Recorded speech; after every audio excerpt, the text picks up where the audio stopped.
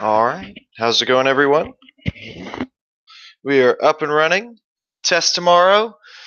Getting prepared. Getting ready. Hope you guys are having a good night.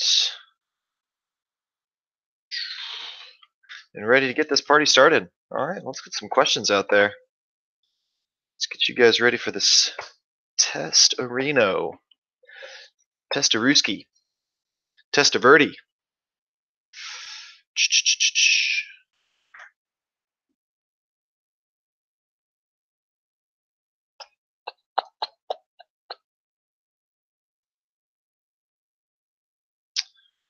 All right, once again, all up to you guys question-wise. I'm gonna throw some questions at you, but up to you to throw me what you need. All right, let's see.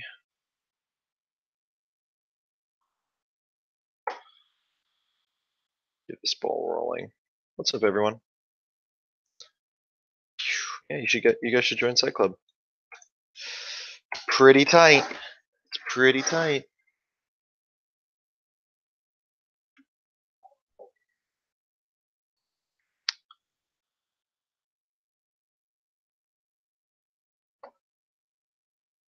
All right, for first questions on the board.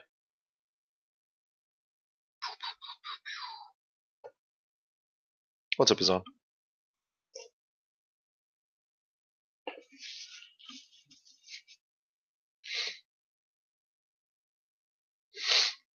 You have to excuse me, I've got a bit of the sniffles still, so it may be. For some reason, they don't like Benjamin Wharf, or just the name Wharf, so I have to. Each one of them is getting held in review. Good. Yes, Benjamin Wharf is who we're looking for. Good. Yep. All right. You guys are on top of it. Good start. Here we go.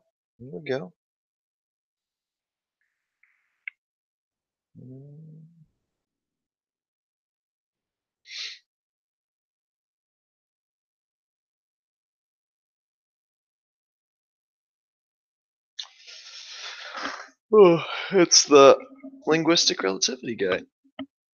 Or linguistic determinism, whichever way you want to say it.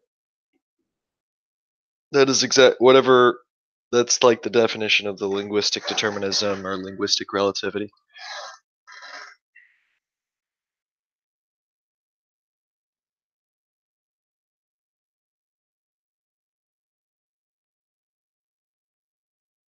Yep, good guys. Good. Excuse me. You'll have to excuse my dying today. Just a slow process.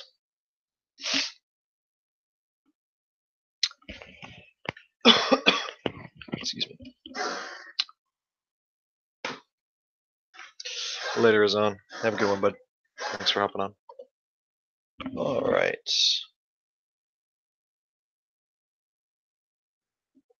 All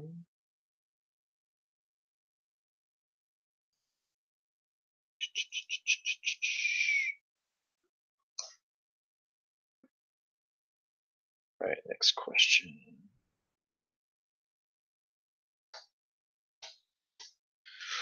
All right. Do we have the same headset?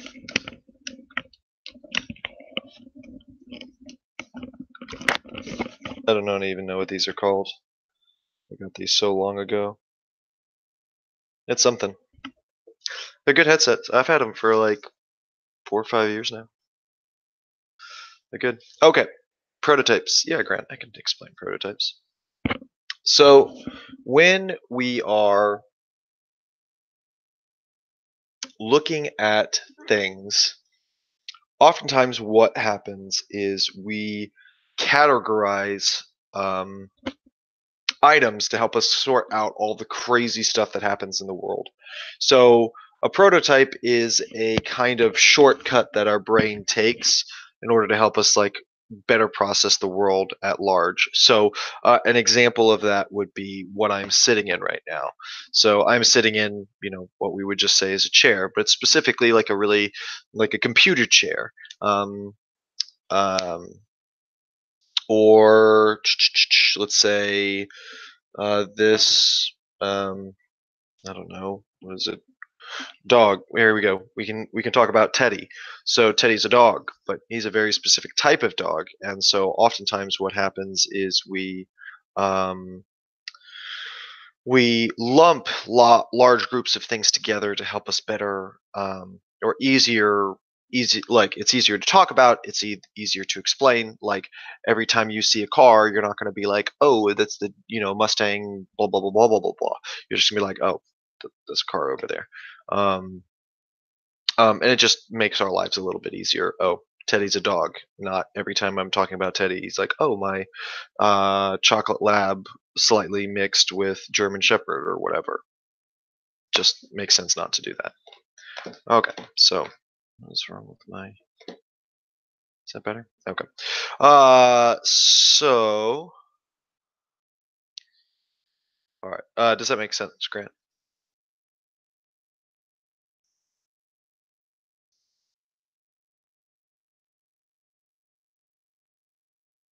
I'll Hadi, I'll give you some questions that are over language. No worries.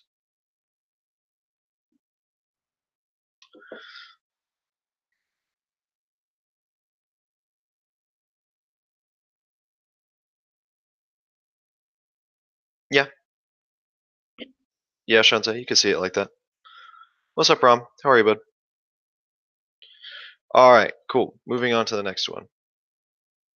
Um, so let's go over that question really quick. Dan was drunk, so his girlfriend convinced him to get out of his car, and she drove him home in her car. He could not remember where his car was parked when he got up the next morning, but after drinking some liquor, Dan remembered where he left his car. This phenomenon best illustrates. Oh, yeah. I love that you guys are throwing in context effects here, along with state-dependent memory. So I'll never like put both of those in there, but one or the other would work in this situation. So um, it doesn't matter. Context effects or state-dependent memory are just fine. So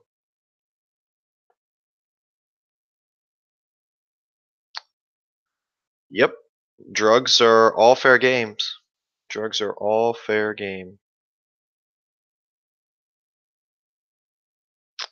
Someone want to explain to Hadia what context effects are?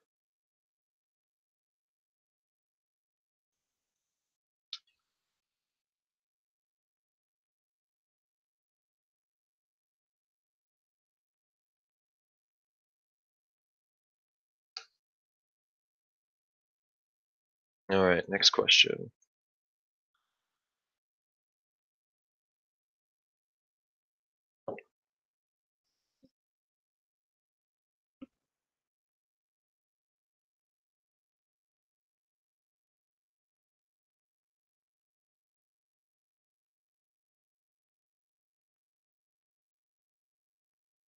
Yep, everything is fair game. Everything that we've covered all year so far is fair. Is open. Hmm. Abby is. Wait, Abby, you changed your name. You changed your answer and you spelled it wrong twice.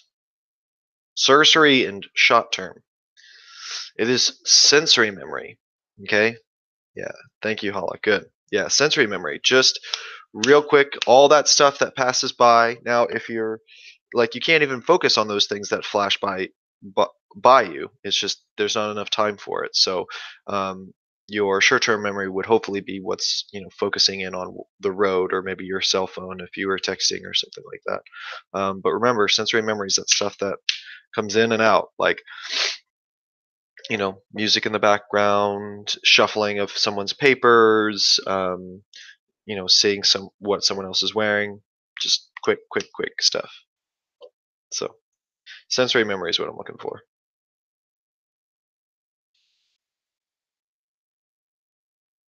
All right.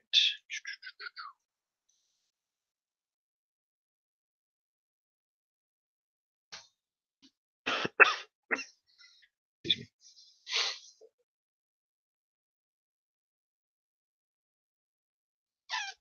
Well, first off, I need someone to explain. I need someone to explain context effects to poor Hadia. She's waiting for an answer, and I'm waiting to see if you guys know what context effects are. I will explain heuristics in a second, Abby. I ain't asking any more questions, so someone helps out poor Hadia.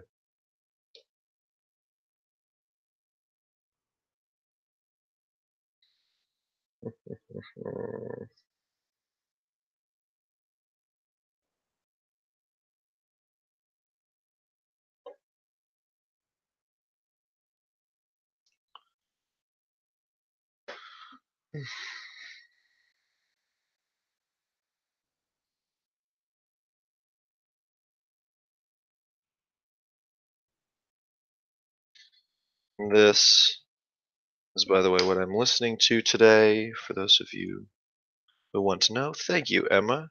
Way to go, girl. Appreciate it. Yep. Wherever we learn something, that is the best place to recall it. Thanks, Emma. Appreciate it. Yep. Good, Iman. Good. Okay, so, all right, heuristics. Okay, so when talking about heuristics, think of let me take a step back and let me talk to you about algorithms first because I like to compare the two. So algorithms are math problems. If you have a math problem and you go step by step, you follow the algorithm for that math problem. If you follow everything correctly, you are going to get a correct answer. There's just it's just the way it works. And so algorithms are slow, they're methodical, but in the end, you're going to get the correct answer. And what you run into is, once again, what are we using an algorithm for? We're using an algorithm to solve a problem. But the issue inherent is that algorithms are not always useful. And so you have to kind of take a step back and it's like, okay, where are algorithms not good? They're great in math. They're great in fixing a tire. They're great in changing oil. They're great in some very specific things. However, where they're least useful is in social interactions. So the question I like to pose is, okay, is there an algorithm for getting a date? Is there a step-by-step thing where you do this, you have this, and you say this, where you're going to get a date? And there's just not.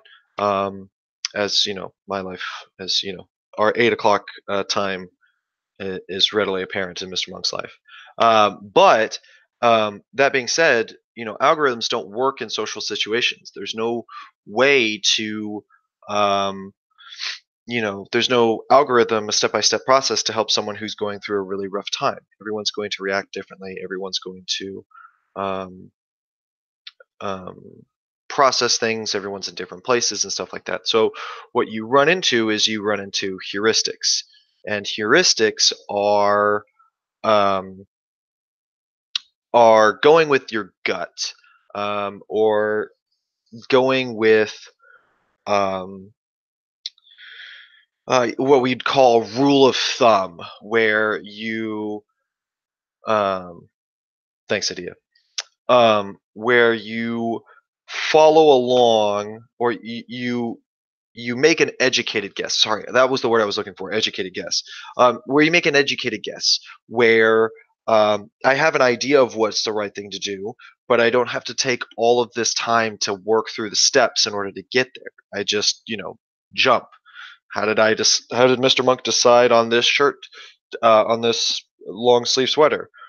I don't have like a process. I don't go to my closet and look at all of my long sleeve jackets every time I want to wear something. I'm just like, oh, I'm a little cold, so I'm gonna grab my long sleeve hoodie, and that's it. That's a heuristic. How do you talk to your friends, or how do you console someone who's upset, or how do you deal with a bully? There's no algorithm for it. You just kind of you have an idea, this like, okay, I'm going to do this thing, and then you just do it. And so it's a shortcut. It's not always correct, but it's a way of doing things. It's a way of solving problems. So does that make sense? Is that okay? Um, Abby, give me a thumbs up if that's all right. Okay.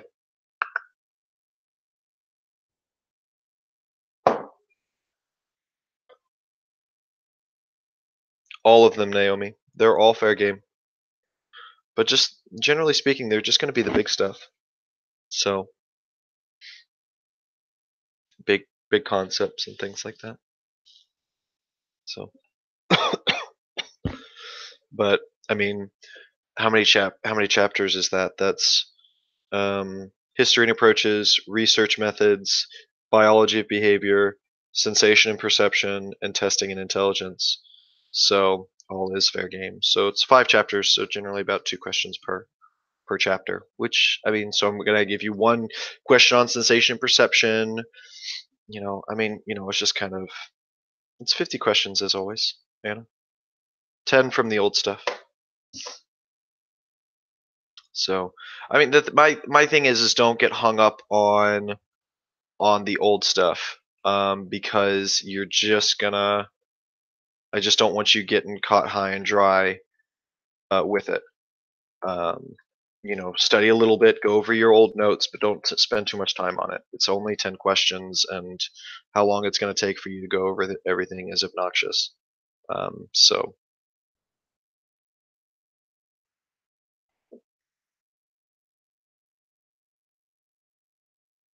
good. Yep. Good, Emma. Good, Christine. Good, Emma. Yep. Morpheme is what we're looking for. hmm Now, in that same, in the word walk, the w, I don't know the correct, the w sound is that. I don't know if that's the correct way to say it, but when you're saying walk, I mean the a doesn't even sound, it sounds more like a w. Yeah, that's your phoneme. From an hey, you know what, Emma? There you go. We could just wait. Why is that? Can you get Hadi or Emma? Can you give me a very short explanation on why, from an OChem standpoint, water is technically alcohol? I'm gonna ask Mrs. Wilson about this. Let's see what she has to say.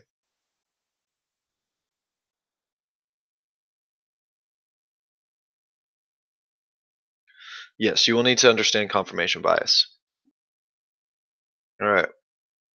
So, I was watching a bit of the Cohen hearing today, and so watching the Cohen hearing, you have basically 2 sides. You have the Republicans who are like, "This is a huge waste of time. We're so mad that we don't trust this guy." And then you have the Democrats who are just like, "Oh man, this is super interesting. Like, tell us more about all this terrible stuff that Trump did."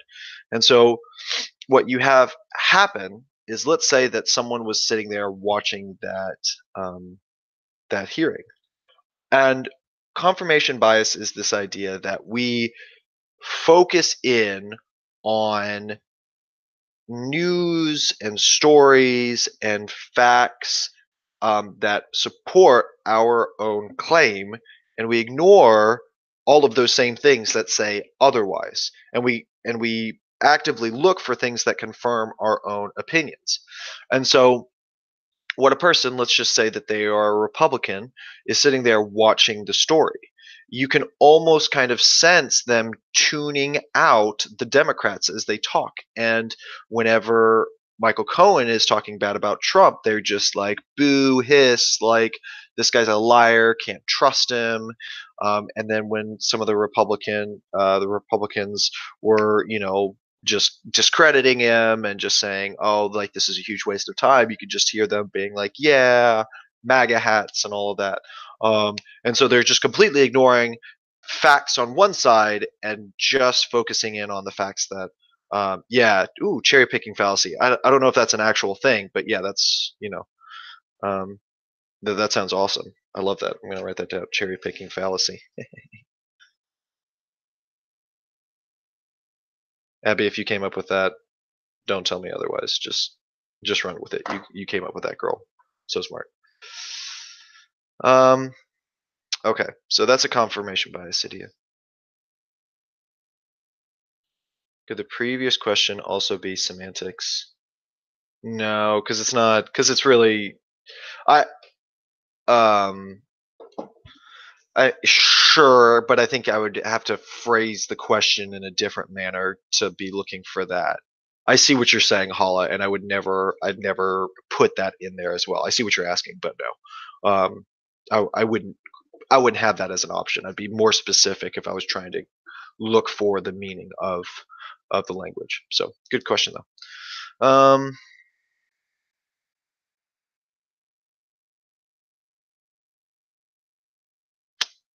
Emma, I appreciate what you are saying and the fact that you know stuff, but that is stuff that I do not know. So you'll have to excuse my ignorance. That I have no idea what you're talking about. Yeah, I mean, I recognize that that stuff is English, but what kind of English?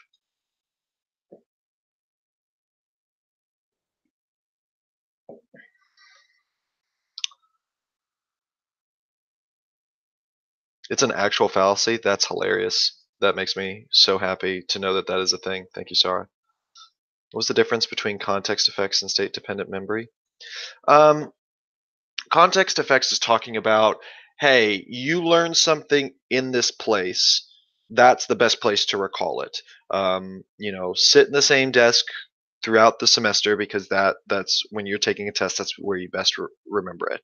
And then state dependent memory is talking about whatever mood you're in is going to influence the way that you remember things. And so a person in the example above that's drunk might best was drunk when they forgot where they're or parked their car, so someone else drove them home. They will best remember where they parked if they're back to being drunk again. That's the idea. And it's also really just talking about like how state dependent memory is also talking about how, when we go back and we think about things, if we think about, old memories and stuff, our emotions and our mood oftentimes influences the way that we remember that stuff. So does that make sense, Shantae?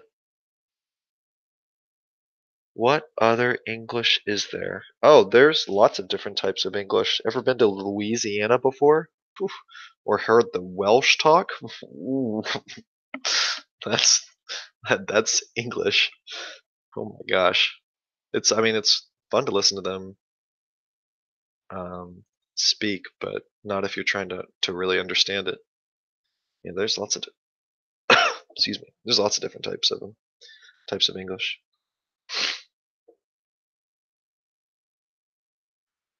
Christina, are you really from Louisiana? That's awesome. What part? Dialect. Thank you, Emmy. That's the word I was looking for. Oh, hold on. I have to blow my nose. I don't think you guys want to hear this. I'll mute myself.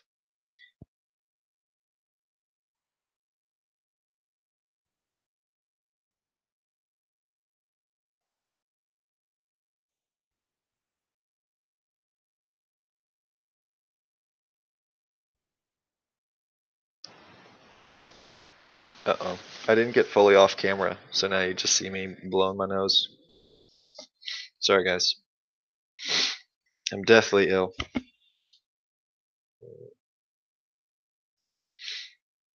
Okay. Pragmatics? Yeah, sure. Baton Rouge, Louisiana? Christine, I don't hear you talk like you're from Louisiana. I don't even think I'm doing a very good job. Alright, so, I'm sorry, guys. My nose is just super runny, so you're just gonna have to tolerate me wiping my nose the entire time. So deal with it.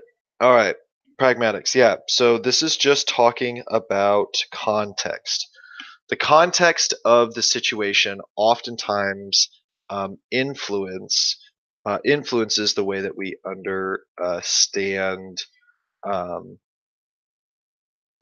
um, understand situations. So let me just give you. Um,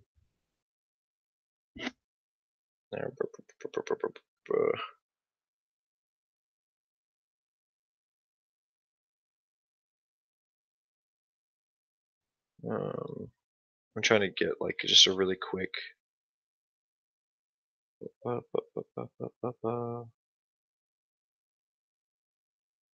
Is sorry. Right. Okay. So sorry. I was going to see if I could pull up like a little quick example, but nothing's coming.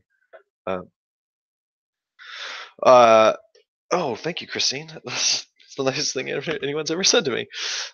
Um, so um, just when looking at words, oftentimes words mean one thing in X situation and then totally something else in situation Y. And for people who are native English speakers, we pick up on those very, very easily. Um, but for other people, um, especially people who are picking this up for as their second language, it can be very difficult. So I like to use the word like trash. Like if someone did really bad on a test or whatever, I'm like, oh, or they did something bad or whatever. I was just like, oh, that was trash, right? Like that wasn't very good. I'm not happy about it or whatever. And someone from outside, or someone that didn't get the context, would be like, wait, are we talking about like were they holding on to a trash can, or was there actual garbage? So um, context is a lot, means everything, especially in the English language where we have so much overlap of words and how those words mean multiple things. So let me know if that makes sense, Sarah. We have to identify all the people of this unit. All of the people? All 5 of them, Abby? Yes, they were all fair game. Yeah.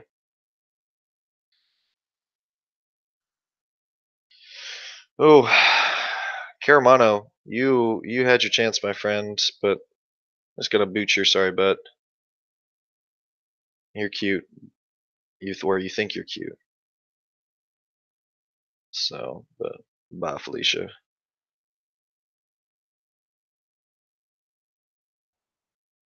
Bam. All right. Implicit. Implicit memory.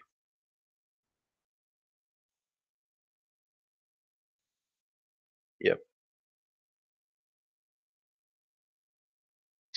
Do we need to know effects? I don't know what you're asking, Manu.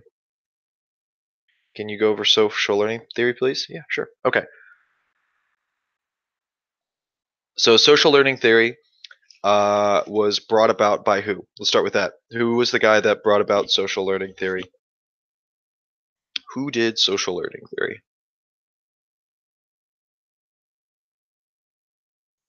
Probably not Abby. That's a little too specific for a test. Good. Okay, so Skinner. So basically, just take a step back. What was Skinner all about? Skinner was all about what? What did Skinner? Um, what was his major contribution?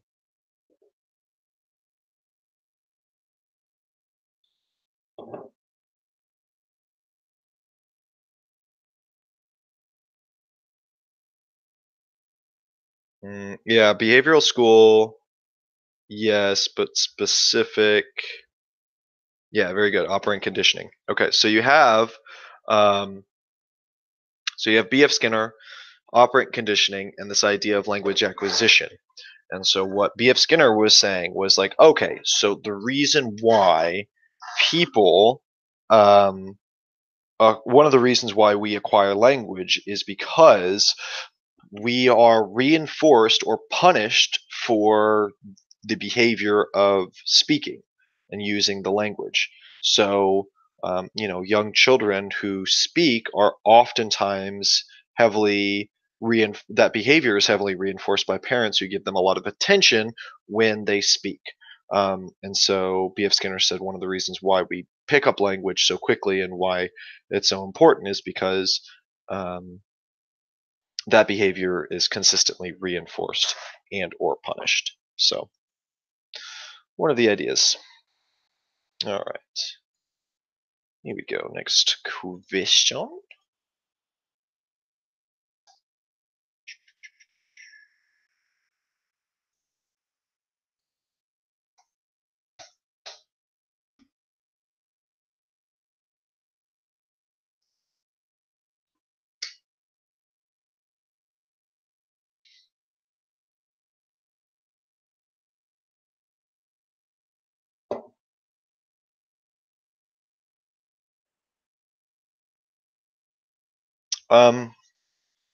No. Pragmatics is looking at the use of language and how that language is used in social contexts. So um, I'm using specific examples of just one word, but that is not the only way. Like it's not just like, oh hey, it's the same word. Um, okay, so get you a written out example of this, um, so that you're not just thinking, oh, this is just a one word thing.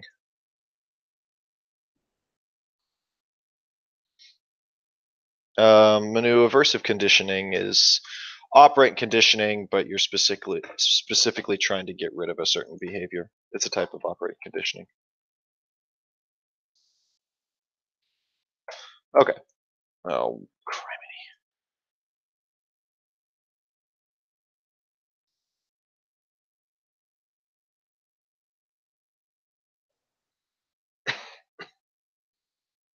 functional fixedness is no, not learned helplessness. No, that's. We're looking for functional fixedness here, guys. Backpack. Instead of using his backpack or his jacket can work as a perfect pillow. It's functional fixedness, not saying the use for an item because it's outside of the realm of what it normally does. So this isn't a question, Abby. This is an example of pragmatics. You invited your friend over for dinner. Your child sees your friend reach for some cookies and says, "Better not take those, or you'll get even bigger." Um, so when you're looking at this, kind of like like literally, um, your the daughter there is saying like these cookies are going to make you gain weight. Um, and in a social context, um, the mother is interpreting, okay, the daughter is saying that and calling her friend fat, um, but this can also like just talk about the literal how do I want to put this, like just I don't want to say this, I don't know if I like this example. um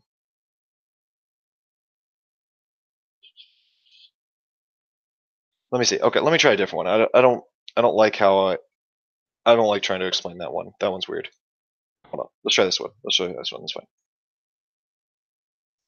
I don't want to spend too much time on this, but I've already made a point. Okay.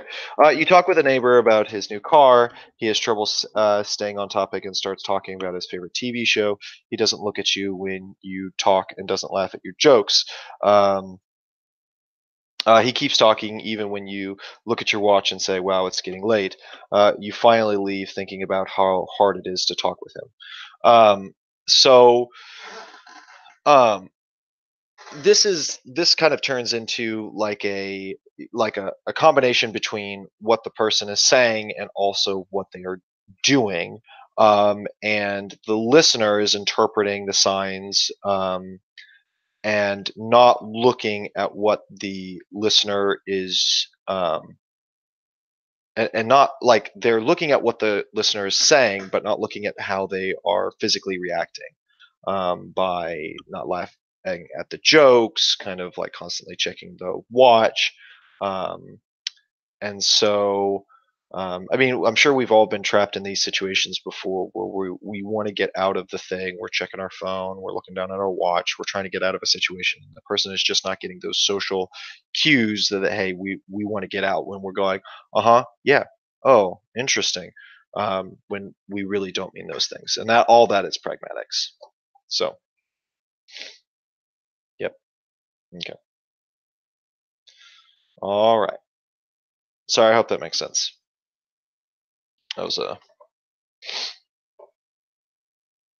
that delved much deeper into pragmatics than we need to worry about. So, all right, another question.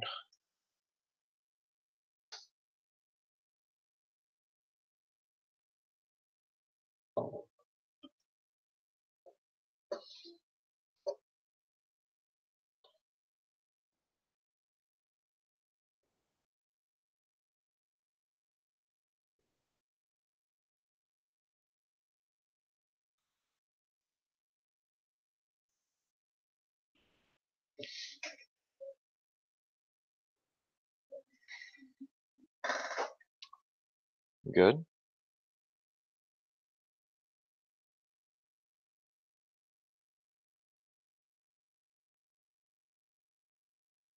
You're welcome. Sorry. You're welcome. Exactly, Calvin. The serial position effect sounds much tastier.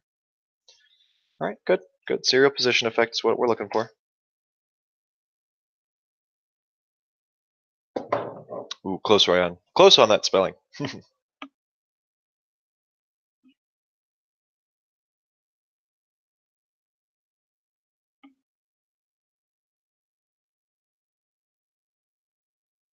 What's up, Nabil?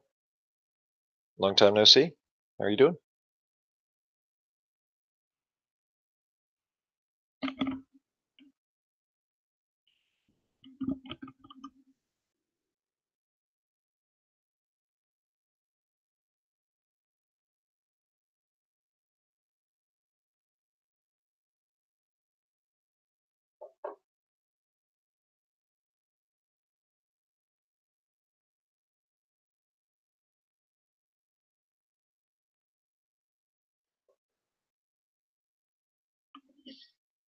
Framing. Good, good, good. All right, next question. This is a bit long.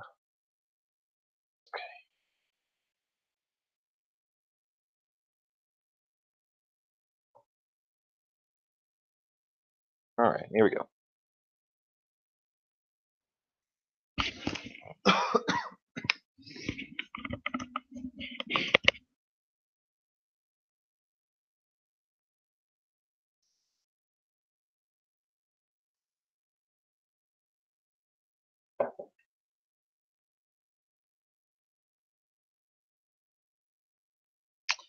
I just turned my sound down to see if it made any difference me moving away to cough. That sounds the exact same, so I will just mute myself. That sounds better. Good. Confirmation bias. Nice, nice, nice. All right.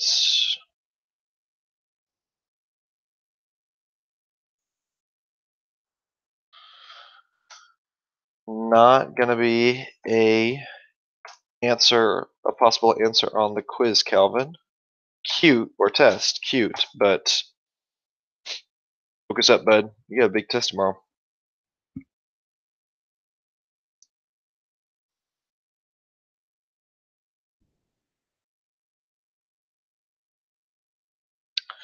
Um, so go back to the question. Fred cites his cousin Minnie's many car crash accidents as evidence that women are worse drivers than men. He overlooks the fact that his wife and 3 daughters have had fewer car accidents than he and his 2 sons. Fred's conclusions about women's driving skills best illustrate the effect of. So basically, what is happening is he is conjuring up incidents that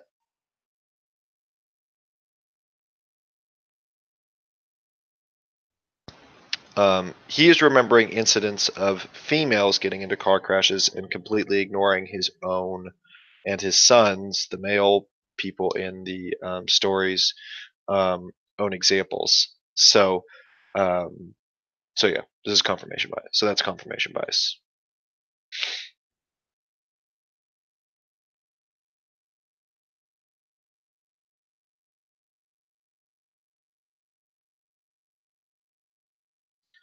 Ryan, I don't understand what's your question. Hindsight and confirmation bias?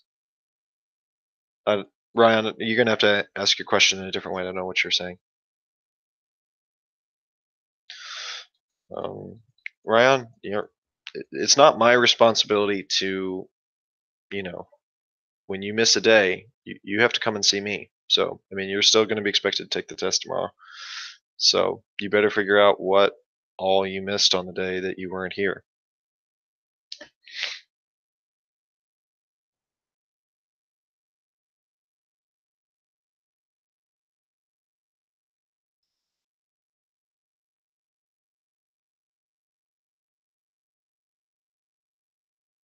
Okay. You could say yes. You could say mental set. However, or excuse me, you could say algorithms. However, mental set is what I'm looking for. So I can see where you're like, oh, this is algorithms. And what you would find is you wouldn't find algorithms as an example. But look what it's saying. I'm not saying you're wrong. You're fine. Allie finds herself using the same complex method of problem solving to answer her algebra homework, even when a simplified shortcut is available. Oh, great. Yeah, I'm glad you guys are saying algorithms. That's fine, but it wouldn't have been an answer choice. Ali consistently uses the same method of problem solving is an example of, and so what you see is, hey, we've learned a new thing, but I am so set on doing this one way that I have trouble changing up and doing something different. Yep. Um, all the stuff we talked about is fair game. It's open to be on the test. So all of it, all of it. I mean, just recognize. You just have to recognize. Hey, I only have so many questions that I can put on this test, and I have a lot of content. So classical operant conditioning stuff. I can only have so many questions. So yep. All right. Well, there we go. That was a bunch of questions. Let's rattle off some more. See what else we got.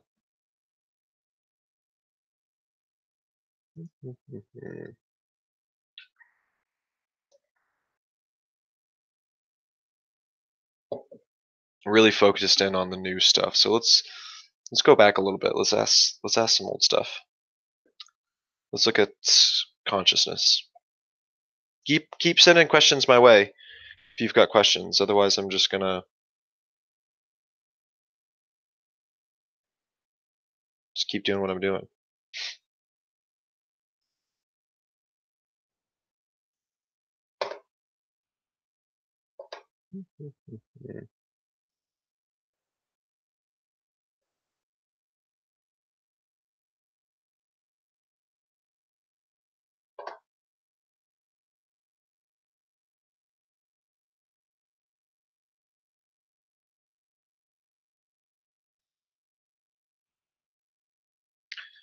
All right, next question.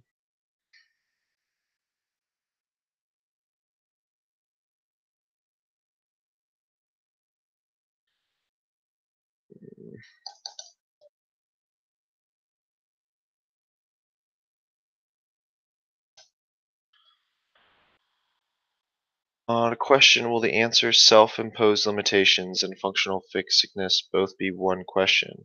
If so, how will we be able to tell which one is the better answer? Um, So just go back to the base of what they are. Functional fixedness is looking at, hey, I have a tool, I have a pen, but the only thing that I can think of for this pen is to, write stuff. But in all actuality, if I needed to pick my nose and my finger wouldn't work, I could use this pen to pick my nose. And my inability to see that as an option would be, that would be functional fixedness. Now, when we are looking at um, self-imposed limitations, sure, no, because self-imposed limitations is really looking at your own mindset and how. Yeah, I could see that. Most of the time, self-imposed limitations is more talking about like me as a person. I am not good enough, and so, or well, I don't even want to say that. Um, Yeah, functional fixedness is about not seeing a use for an item, and self-imposed limitations are creating limitations for yourself that yeah, like because you would never say, not recognizing that the pen would like this situation is like I'm not smart and would be self um self-imposed limitations would be like I'm not smart enough to find different uses for this pen. And so self-imposed limitations are mostly talking about me as a person not being good enough or not being smart enough or not being strong enough to do X or to do whatever. And functional fixedness is like just, oh, this can have multiple uses and not saying those multiple uses. Let me know if that makes sense. Don't worry, I'm not going to try to like thinking on the test questions for that type of stuff, test and quiz questions. I'm not going to like try to trip you up on it. So it should be pretty self-explanatory. Functional fixedness, that was one of the sheets that you guys worked on Thursday.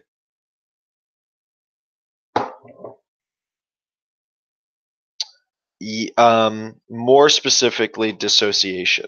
Pain control, sure, but more specifically, dissociation. Um, and those of you who wrote pain control, make sure you know dissociation, because that'll be what would be on the test.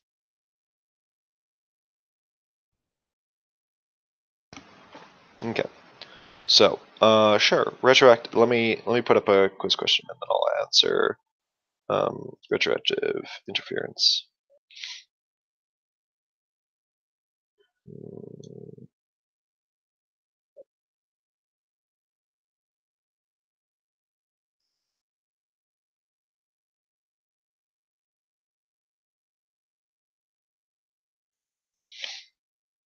Okay. Ugh.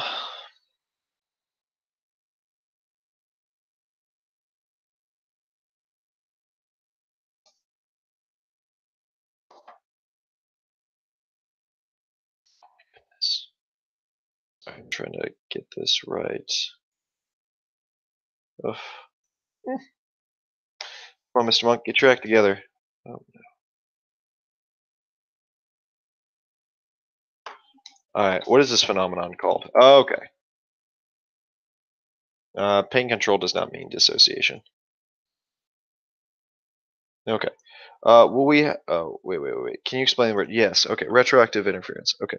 So proactive interference, remember, is old knowledge interferes with new learning, and retroactive is new learning interferes with old knowledge. So my inability, my inability to write in cursive nowadays is because my new learning has supplanted my old learning, and now I can't write in cursive anymore because I write everything in print. So New learning makes you forget your old stuff. That's retroactive. REM rebound is correct. Very good. Okay, well, we have to know the forgetting curve. Yes. No, you don't need to know the specific percents, but you need to know what the forgetting curve is talking to you about. Herman Ebbinghaus. Good guy, Ebbinghaus.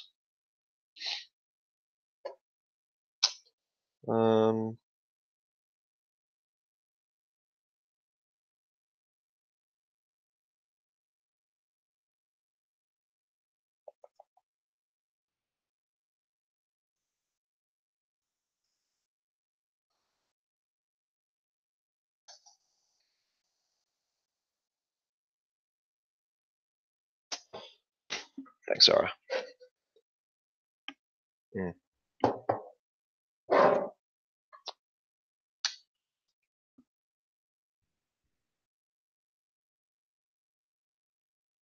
Sure. Yeah, Shanzai, don't stress about it. Language acquisition device is just this idea. Why is it that we are all really good at a young age at picking up language?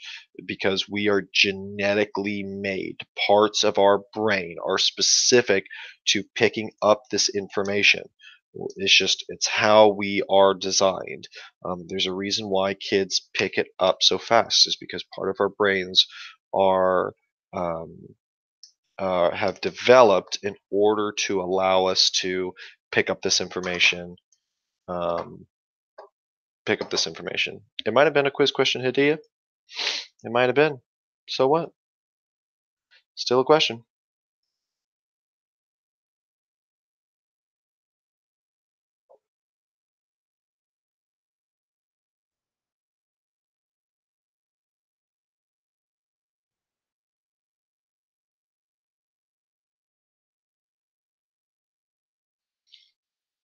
Okay.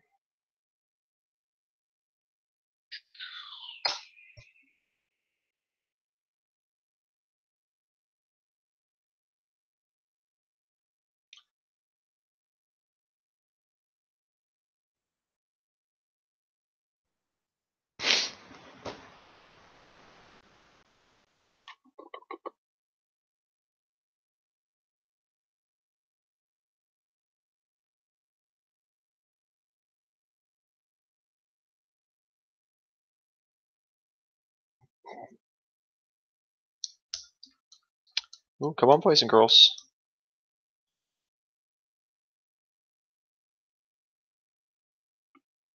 Not alpha waves. Definitely not alpha waves. I mean, there are some in there, but not delta waves. Oof.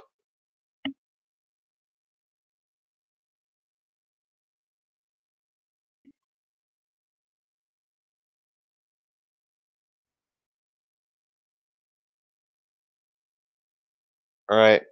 Adia's got a good question. Um, guys, give me examples of both proactive and retroactive interference. It's sleep spindles, guys. Sleep spindles. You're going to see both alpha and theta waves during stage 2. Sleep spindles are going to be your key. Sleep spindles and K complexes are going to be your key things here. Good. Yes, you will see alpha waves. You will see theta waves, but that is not. Sahil, saying it multiple times is not going to help you, my friend. Sleep spindles is your big thing. All right, Hadia has a question. Answer it. Examples. You guys need to be able to give examples of this or recognize examples of retroactive and proactive interference.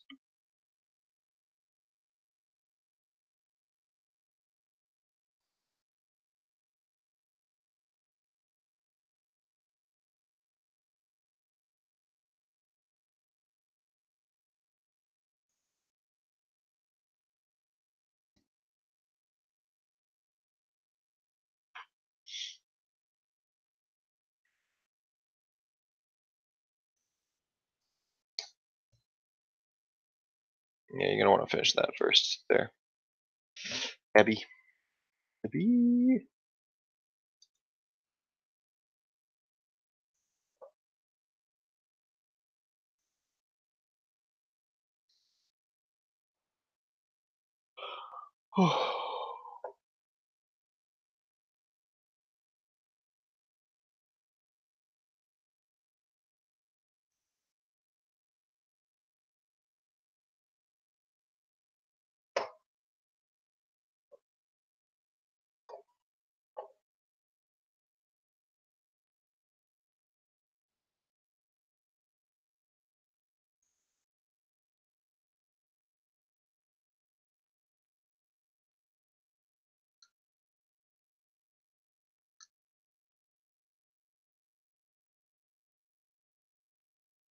Good, Chansei. Thank you, Abby.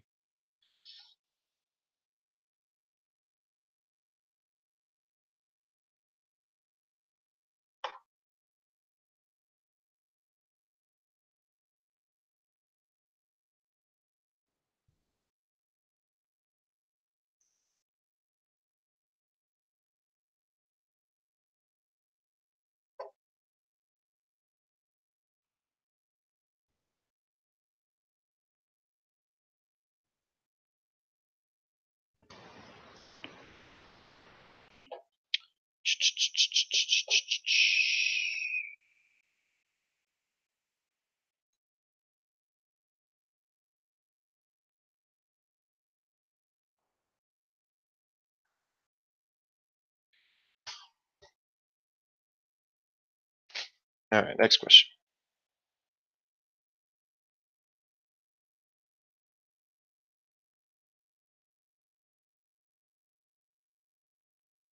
No, you also just used my example, so.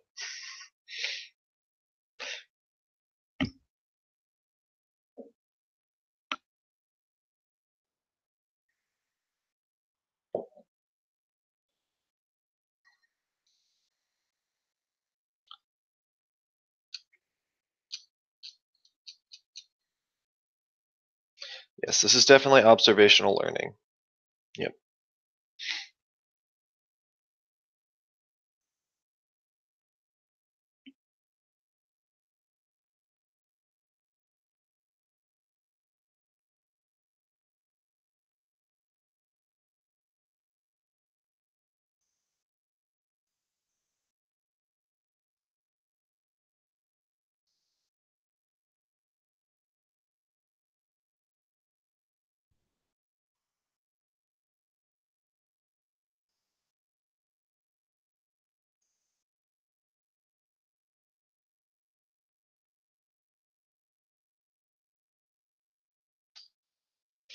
I try, thank you.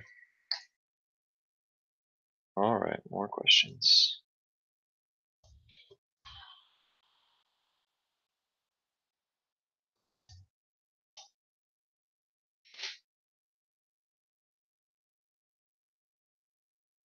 All right, I got 2 more in me and then I'm going to bed. I am lit tired.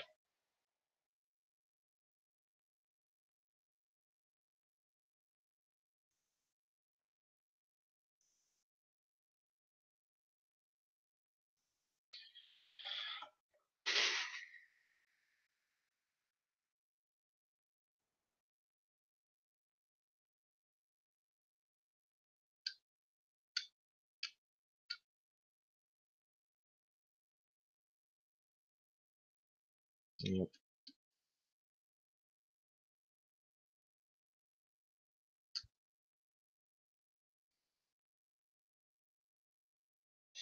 Pre-Mac principle, good guys, good. Okay. A question on what? Explicit versus implicit memory? Sure. All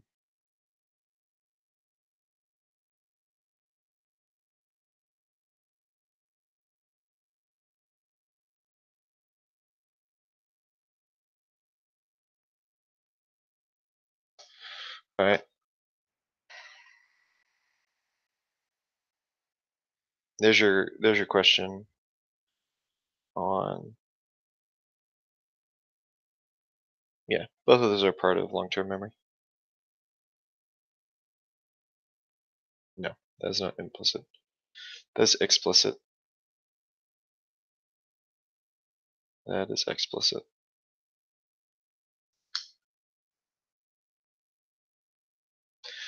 It's because it's a specific time. It's not. Yeah. So the reason why it's not implicit, remember, is things that you like. Explicit are things that you like, knowledge and things that you have to speak out and talk about and remember and stuff like that. Implicit are just things that you do. Like, I implicitly know how to wave. I implicitly know how to snap my fingers. I implicitly know how to do jazz hands. I implicitly know how to sniff. Those are all implicit memories. I don't know. Oh, yeah, the Ebbinghaus question is kind of awkward to look at. Ebbinghaus discovered the rate at. Oh, no, come on. Ebbinghaus discovered that the rate at which we forget novel, new information is initially fast or slow, and then subsequently fast or slow. Which one is it? Fast or slow, or fast or slow?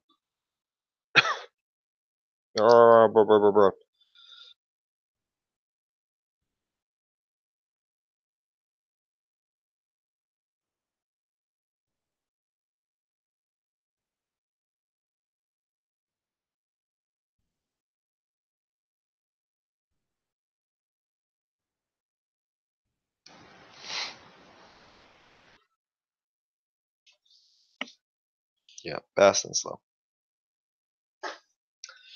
All right. Yeah, fast and slow. Fast and then slow. All right. Here we go. Come on, Teddy. Let's say hello. And by that, I mean goodbye. Come on.